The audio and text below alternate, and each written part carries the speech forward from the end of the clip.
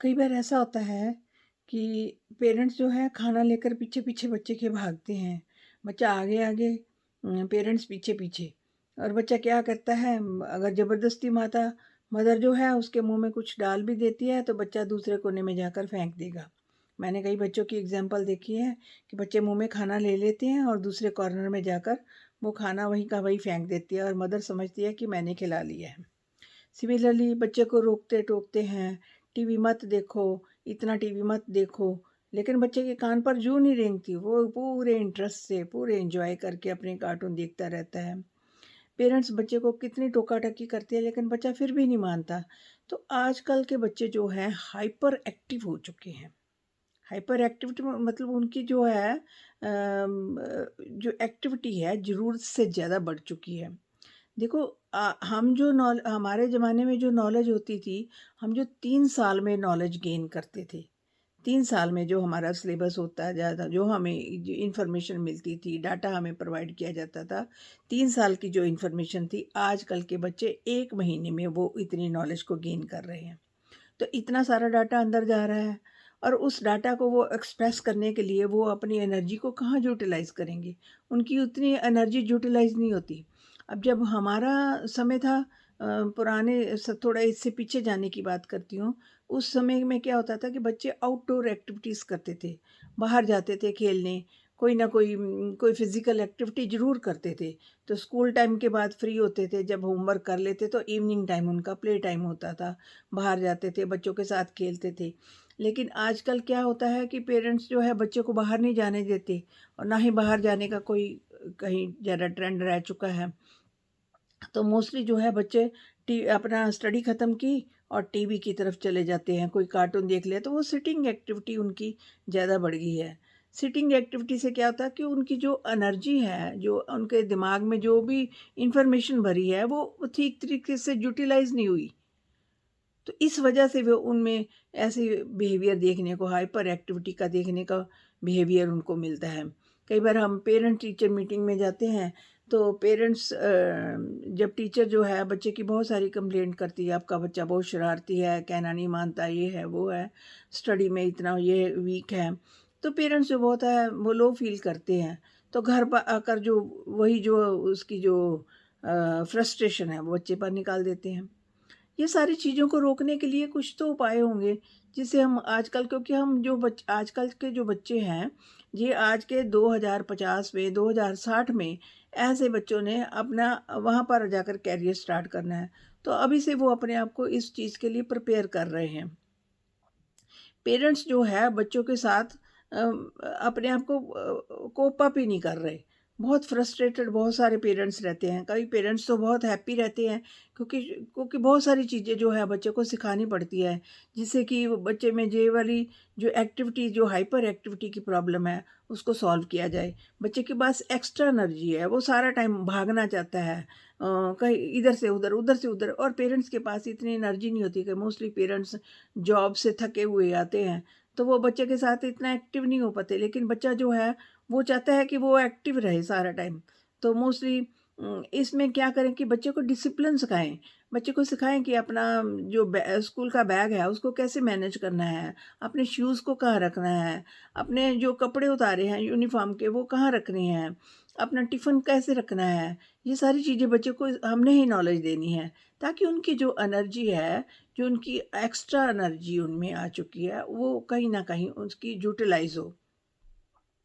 इसी तरह से और भी कई पेरेंट्स बच्चों को जो है कई तरीके से और भी चीज़ें सिखा सकते हैं। बच्चे का टीवी का टाइम फिक्स करें। बोलें कि अब देखो टीवी है तो टीवी आपको दिन में सिर्फ़ 1 घंटा मिलेगा देखने को, इससे ज़्यादा नहीं।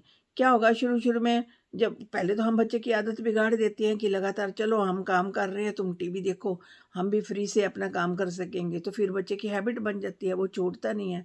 तो बच्चे की ये हैबिट बनाएँ कि दिन में 1 घंटा या 2 घंटे आपको टीवी वॉच करने के लिए मिलेंगे और उसमें भी ये वाली चीज़ देखने को मिलेगी, कोई एक्स्ट्रा फ़ालतू चीज़ आप नहीं देखेंगे, उस पर ध्यान रखें कि वो क्या देख रहा है। कई बार होता है टीवी पर मार-धाड़ के कार्टून आते हैं, कोई ऐसे गलत आते हैं जिससे बच्चे को नॉलेज गलत मिलती है, उसमें उसमें मारने की प्रवृत्ति पैदा होती है। दूसरों को हिट करने की प्रवृत्ति पैदा होती है। तो इस चीज़ को रोकने पर भी आप पूरा अपना फोकस रखें कि बच्चे क्या चीज़ वॉच कर रहे हैं, और बच्चे के खाने पीने पर ध्यान दें। अगर बच्चे को पूछेंगे क्या खाना है तो वो बोलेगा मुझे मैगी खानी है, नूडल्स खाने हैं, और यही खाना है, चॉकलेट खानी है। तो ठीक है, चॉकलेट भी दें, लेकिन वो बच्चे का डे फिक्स कर दें कि रोज़ रोज़ चॉकलेट नहीं मिलेगी। सप्ताह में एक दिन, वीक में एक दिन आपका चॉकलेट डे होगा, उस दिन आप चॉकलेट खाएंगे। या कोई दिन अगर बच्चे के मैगी भी खानी है तो कोई एक दिन फिक्स करें। ये ना हो कि रोज़ ही मैगी बना दें कि जो बच्चे ने मांगा है, चलो इजी है काम, मैगी बना देते हैं। लेकिन क्या होगा, बच्चे जो है उसका अभी बॉडी डेवलपमेंट हो रही है, उसमें अभी उसको बहुत सारी न्यूट्रिएंट्स की ज़रूरत है। लेकिन हम लोग जो क्या है करते हैं कि हमें जो इजी लगता है वो फटाफट करने की कोशिश करते हैं, उसका बच्चे को कोई बेनिफिट नहीं मिलता। इसलिए हमें बच्चे को हमेशा जो न्यूट्रिएंट्स से भरपूर चीज़ देनी चाहिए। और पेरेंट्स को डाइट के अलावा उनकी डिसिप्लिन और उनके स्कूल टाइम जो है, उठने बैठने का टाइम उनका फिक्स करें। ये ना हो बच्चा देर रात तक टीवी देखता रहे और आप भी सो जाएं और बच्चा आराम से अपना टीवी देखता है। कई बार होता है टीवी लगा देते हैं, मदर को, फादर, पेरेंट्स को नींद आ जाती है, बच्चा अपना आराम से टीवी देखता रहता है। तो बच्चे को मैनेज करें कि इस टाइम पर आपने सो जाना है, क्योंकि सुबह जल्दी उठना है, स्कूल का टाइम भी आना है। तो ये सारी चीज़ें बच्चे को एक डिसिप्लिन वे में बताए जाए। और कई बार होता है कि बच्चे जो है बाहर जाकर हिट करके आ जाते हैं और पेरेंट्स को शिकायत आती है। तो ऐसा इसलिए होता है कि कई घरों में जो पेरेंट्स आपस में फाइट करते हैं, आपस में उनका जो मेल जोल तालमेल जो है सही ढंग से नहीं होता, तो उसका इफ़ेक्ट बच्चे पर पड़ता है। तो पहले घर से शुरू करें कि घर में जो है इस तरह का माहौल बनाएं, बच्चे के साथ फ्रेंडली बिहेव करें, बच्चे से उसके दोस्तों के बारे में पूछें, बच्चे से उसके टीचर्स के बारे में पूछें, बच्चे को क्या कोई पर्सनल प्रॉब्लम तो नहीं है। कई बार बच्चा शाई फील करता है, कई बच्चे अपनी प्रॉब्लम पेरेंट्स को भी नहीं बताते। तो यहाँ पर ये बात बहुत गलत है। बाहर जाकर अपने दोस्तों से बात कर लेंगे कि मुझे ये प्रॉब्लम है, वो प्रॉब्लम है, लेकिन पेरेंट्स के साथ शेयर नहीं करते। तो बच्चे, पेरेंट्स जो है बच्चों के दोस्त बने, ताकि वो बच्चे जो है उनकी हर जो है अपनी प्रॉब्लम को शेयर कर सके, ताकि जो सोल्यूशन पेरेंट्स निकाल लेंगे वो बाहर के उनके फ्रेंड्स या कोई बाहर के लोग नहीं निकाल सकेंगे। तो वहीं पर आपको बताया जा रहा है कि आजकल के बच्चे हाइपर एक्टिव हो चुके हैं, उनमें इतना डाटा भर चुका है, इतनी इन्फॉर्मेशन आ चुकी है, इतनी नॉलेज आ चुकी है कि वो उसको यूटिलाइज़ करना, वो उनको समझ नहीं आ रही किस तरह से किया जाए। तो बच्चों को, ऐसे बच्चों को आजकल के बच्चों को अगर हमने ठीक तरीके से उनकी ये इस प्रॉब्लम को हटाना है कि बहुत ज़्यादा शरारतीपन, बहुत ज़्यादा चिड़चिड़ापन, कहना ना मानने वाली आदतों को अगर मेंटेन करना है, तो उनमें एक डिसिप्लिन की भावना को लाना पड़ेगा। और उनमें जो भी अच्छी आदतें हम पेरेंट्स जो है उनको डाल सकते हैं, वो सारी आदतें उनमें हम पेरेंट्स एक अच्छे दोस्त बनकर, अच्छे फ्रेंड बनकर उनके क्लोज आएँ, उनसे बातें करें, उनको स्टोरी सुनाएँ। और स्टोरी जो है सबसे बेस्ट चीज़ है। स्टोरीज़ के माध्यम से हम बच्चे को बहुत सारी चीज़ें सिखा सकते हैं, क्योंकि बच्चे जो है स्टोरी सुनने के बहुत उनको अच्छा लगता है। उसमें हम कैसी भी स्टोरी मनगढ़ंत बनाकर सुनाएँ, लेकिन उसका मोरल अच्छा होना चाहिए। मोरल में उनको कुछ ना कुछ नॉलेज आनी चाहिए, और फिर वही स्टोरी हम बच्चों से भी सुनें तो वो भी अपनी कोई क्रिएटिविटी से आपको सुनाएँगे। तो दोस्तों, ये आज हमने ये छोटी-सी बातचीत की कि बच्चे जो आज हाइपर एक्टिव हो चुके हैं, इसका क्या कारण है और इसको हम किस तरह से रोक सकते हैं।